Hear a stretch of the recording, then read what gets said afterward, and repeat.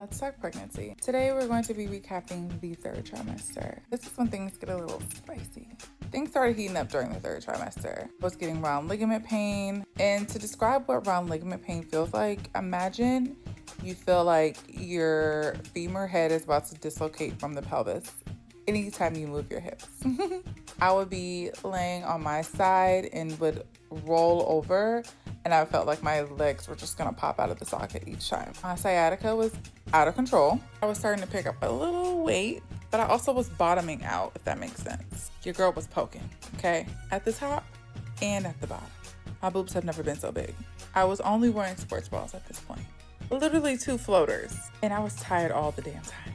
Walking to my car was literally a workout in itself. Compression socks couldn't save me anymore. I was seeing my doctor, I think, every week at this point. I had gained a total of 30 pounds, literally craved water and iron. So I was eating a lot of steaks, a lot of red meat, and ironically cereal. In case you didn't know, cereal has a high amount of iron in it. It's crazy how your body knows what to crave to get what it needs. This is when I met with my lactation consultant. I decided to go with the Spectra pump, and then I have the Willow Go as my portable pumps. I was taking all of my breastfeeding classes. This is when I was taught about cluster feeding, getting your nipples measured, the baby's weight, postpartum, all these things. I highly recommend that you guys take a breastfeeding class. And if not just one, at least 10, because I still wasn't ready. Here in Dallas, I used the Breast Choice. Tiffany Dickerson, she's located in DeSoto. She's amazing. I had to get the flu shot, RSV, and the glucose test. Let me tell you about this damn glucose test. First time, I was given a cup of orange juice. And it was like orange soda. It was like a flat orange soda. It really wasn't that bad. They made me wait an hour and they said, come back and we'll check your blood. I think they called me early because I had went to the bathroom. And then when I came back, I was waiting in the lobby for like 10 minutes. And I was like, okay, maybe they missed me or we just missed each other. So I went up to the receptionist and I was like, hey, I had my blood glucose test. I'm just looking for the nurse. She was like, yeah, you missed your window. I'm sorry, what? Yeah, she called you. Okay, so why didn't anyone call my cell or anything like that? Oh, we just thought you had left. Why would I freaking leave? So I had to take it again. This time I had a whole bottle of the red flavor, which I was not a fan of. So in summary, if you're gonna do the glucose test, which you're gonna have to do, get the orange one. I didn't have preeclampsia. My glucose levels were really good.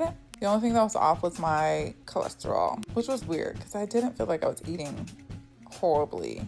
I was due in January, so I really worked hard to prep for everything. Really wanted to have a lot of home cooked meals, so I did some cooking. I was trying to get as much rest as I could. One of the things that helped me sleep was my body pillow. And if you don't have a body pillow, I don't know what you're doing. I don't know how you're doing it. I was getting massages once a month. At this point, I'm making all of my appointments in preparation for delivery.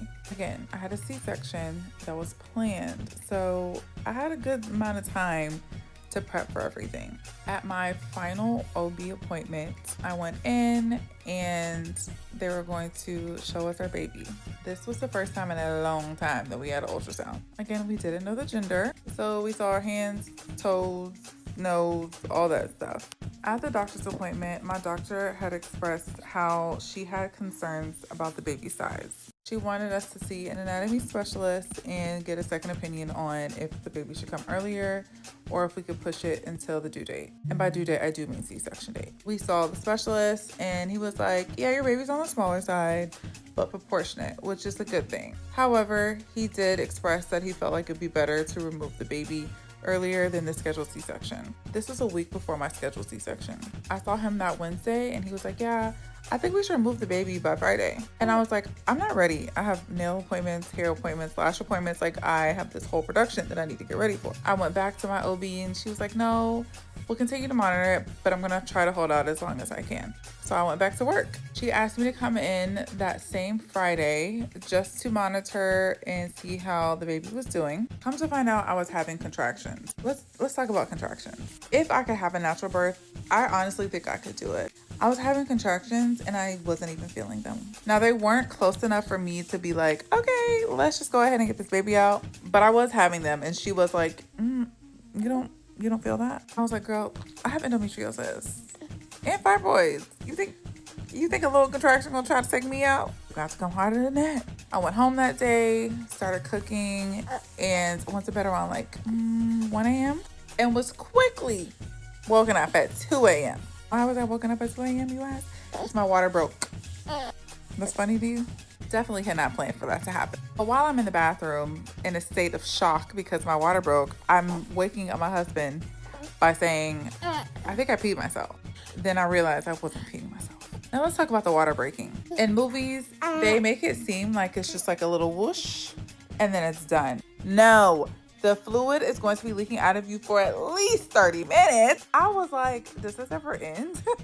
I had to put like a towel down in the car because I didn't want to get on my seats. We get to the hospital and I'm like, yeah, I think my water broke. And the lady is like, well, we'll just do a swab just to make sure. Literally, I go in there and she goes, okay, we're just going to swab you real quick. I open my legs. Oh, she's like, oh, you're still. Yes, ho. Why doesn't anyone listen to me?